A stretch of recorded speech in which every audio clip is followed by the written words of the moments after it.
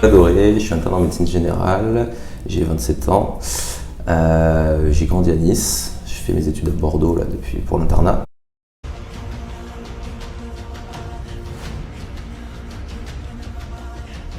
Moi j'ai fait 2 P1 et on était plus de 1000, donc on met pas de tête sur les concurrents, on se bat contre pas des nombres et des numéros, mais après justement ça reste un concours, et même si on n'aime pas trop l'esprit de compétition, on finit par rentrer dedans parce qu'il n'y a pas le choix, et donc il y a quand même je l'ai fait, c'est bon, je suis heureux, et je vais être médecin. C'est quand même quelque chose que je voulais vraiment faire, médecine. Justement ce soulagement, peut-être qu'il s'exprime par un laisser-aller. Parce que derrière on est quand même, on a des examens, mais il y a plus côté concours, on est un peu laissé plus au calme, et on est encore jeune, donc pas spécialement des choses très constructives, mais plutôt bien vécues. Et c'est pour ça qu'en arrivant en P2, je m'étais dit peut-être que c'était derrière moi, et en fait c'est qu'un recommencement, parce que ça arrive progressivement, mais derrière il y a un deuxième concours qui arrive. Comme on avait une promo assez soudée, c'était quand même un peu plus simple, mais c'est quelque chose qui m'attire quand même peu. Tout premier stage, j'étais en rhumato en stage infirmier, donc ça c'était en P2. Parce qu'on fait un stage de 3 semaines à ce moment-là pour apprendre tout ce qui est gestes qu'on refait pas après d'ailleurs. On est dans le service le matin, il y a pas mal de stages où on quitte vite pour aller travailler, plutôt de nouveau dans les bouquins. Avec toujours cette pression justement qu'on disait d'esprit de compétition, de travailler le plus possible pour ne pas perdre du chemin sur les autres, prendre du retard. Enfin, les mains dans le cambouis, puisqu'on a appris pas mal de choses. Et le premier contact avec les patients, premier contact avec l'hôpital aussi. C'est un peu particulier parce que heureux quand même d'y aller enfin, mais il y a ce côté, typiquement les professeurs, les chefs, etc., on les voyait, ils se présentaient pour le début du stage, parfois ils faisaient quelques cours, et on les voyait pour la validation. Le plus souvent, le reste du temps, on voyait les internes. Où ça se passe très bien, où tu fais de la médecine. Il y a des stages où tu vas faire des choses presque d'interne, aller voir des patients, commencer à rédiger des observations, etc. Et puis il y a des stages où on est laissé à l'abandon. C'est la première fois où j'étais confronté à la mort à l'hôpital. Il y a une dame, quand on passe dans sa chambre, qui va pas bien. Elle revient sans souci, donc on est très content, on se dit qu'on lui a presque apporté quelque chose, pas sauver la vie, mais voilà. Et le lendemain matin, on revient en stage et il n'y a plus personne dans sa chambre, et ça se passait très bien, il y avait un très bon contact avec les chefs et les internes, donc on avait pu en parler librement. Moi, comment je l'ai vécu, pas spécialement bien, je pense. Ça a mis du temps, donc je savais aussi assez rapidement que je voulais faire de la médecine générale. Donc je savais aussi qu'il n'y avait pas besoin d'être parmi les meilleurs pour avoir et la ville et la spécialité que je voulais. C'est plus simple parce que j'avais plus stress de vouloir être le meilleur, de vouloir faire le meilleur score possible. Du mental, et je pense aussi des groupes d'amis, des gens qui te soutiennent, que ce soit des amis de la famille, quand même aider à vivre mieux ces 3 années d'externat jusqu'au concours. Papa, maman, la famille. Non, mais moi j'ai eu cette chance, je pense qu'on est pas mal, mais il y a aussi, il faut y penser, il y a aussi pas mal de gens qui peuvent pas se permettre d'avoir des études aussi longues avec un salaire aussi dérisoire pendant autant de temps. Et je connais des gens qui ont dû faire des petits boulots à côté pour pouvoir continuer et vivre décemment, quoi. Un statut ultra particulier, et encore aujourd'hui en tant qu'interne, de salarié étudiant qui est flou.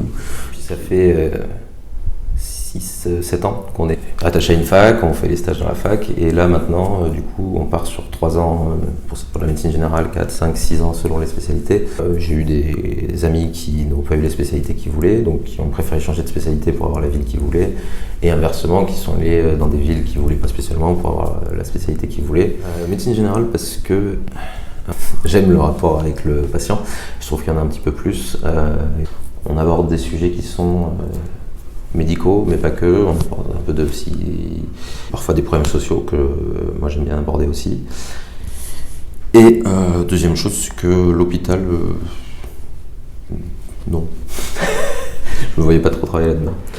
Cet aspect hiérarchique un petit peu malsain, c'est des petites réflexions, c'est de l'ego mal placé, c'est parfois de la misogynie. J'ai déjà retrouvé avec une interne qui tous les matins était en pleurs, effondrée, parce que le chef de service, on avait fait un petit peu sa tête de turc, et à l'hôpital, si tu veux monter hiérarchiquement, il faut se faire bien voir, etc. Être patte blanche pendant un moment, et d'accepter certains comportements plus ou moins appropriés qui me plaisaient pas spécialement. Au début de l'internat, très peu étaient préparés à ce qu'on fait. Enfin, en fait, on fait le travail d'un médecin assez vite. Petit petit syndrome de l'imposteur, je pense, qui arrivait assez vite, qui est assez commun en médecine et qui commence à être... Enfin, on en parle un petit peu ailleurs. On a des connaissances, mais m'en servir, je ne connaissais pas vraiment. Dès qu'on ne connaît pas une chose, on a l'impression de rien connaître. J'ai commencé du coup par un stage chez le praticien, sachant qu'on en a 2 dans notre cursus de 3 ans, donc 2 fois 6 mois, mais le premier, c'est censé être de la supervision directe, donc on est censé consulter à 2 avec notre médecin. Une semaine, j'étais tout seul dans ma salle de consultation, et c'est le cas pour pas mal d'entre nous. J'étais autorisé et sans ressentir quoi que ce soit. Quand j'y allais, quand j'avais des questions, j'y allais sans souci. Je vois un patient ou 30 dans la journée, lui se faisait un salaire, moi je me faisais un autre salaire qui moi bougeait pas.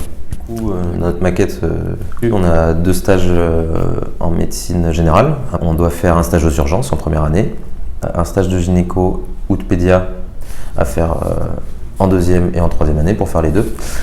Et le dernier stage, c'est un stage en service de médecine adulte, donc les urgences.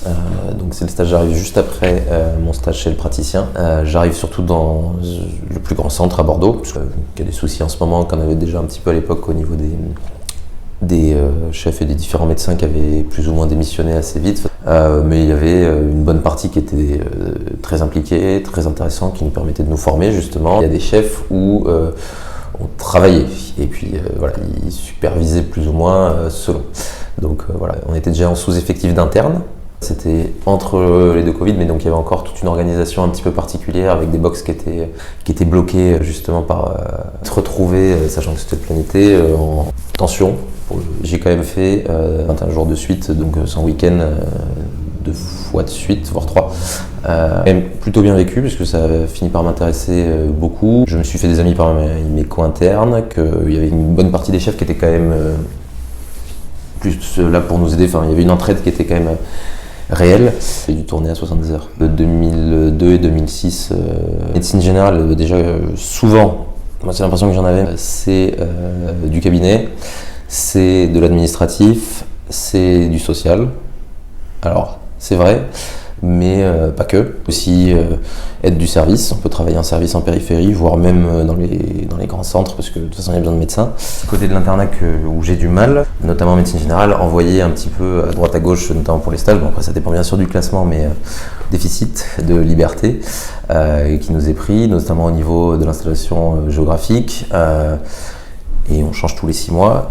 J'étais pas spécialement bien classé dans ma promo, donc je choisissais pas mes stages. Et moi j'avais quand même ce besoin de couper là-dedans. D'ailleurs j'ai fait un stage en interchu sur une île en dispensaire, en Nouvelle-Calédonie, sur l'île des Pins.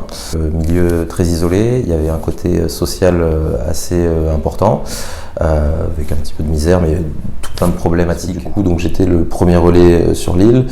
Donc on nous appelle un matin parce qu'il y a un patient qui est inconscient chez lui, retrouvé par l'infirmière, on prend l'ambulance. Petit truc marrant, c'est moi qui conduis.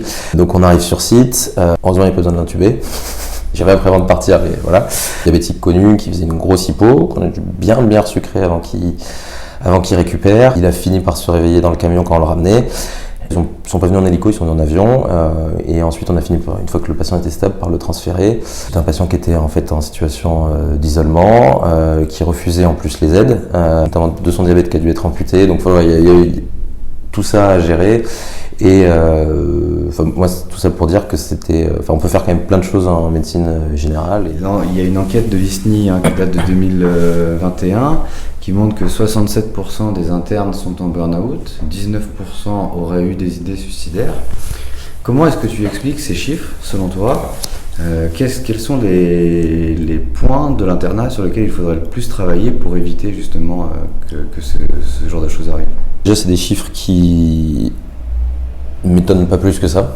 Moi, j'ai pas été confronté, mes collègues, mes amis proches, pas spécialement. Dès qu'on élargit un petit peu, on en connaît tous, je pense, un interne qui est parti en burn-out, ou même sans être parti en burn-out, qui a eu des difficultés.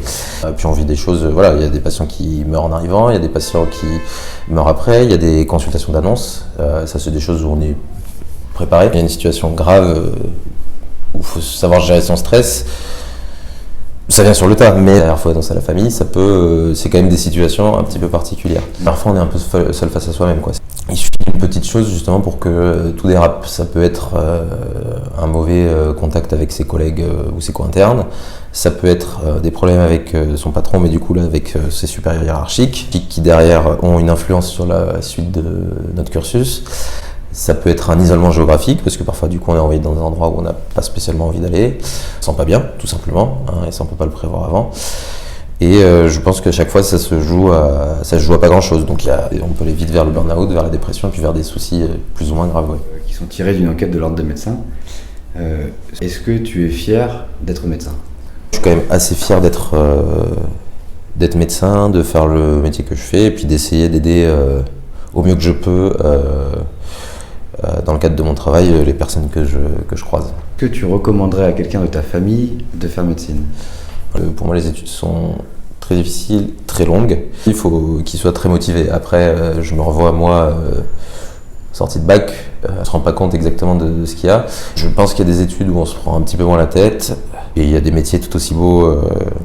Donc si tu devais répondre par oui ou non, ouais. Est-ce que tu recommanderais à quelqu'un de ta famille de faire médecine ? Coup-ci, coup-ça.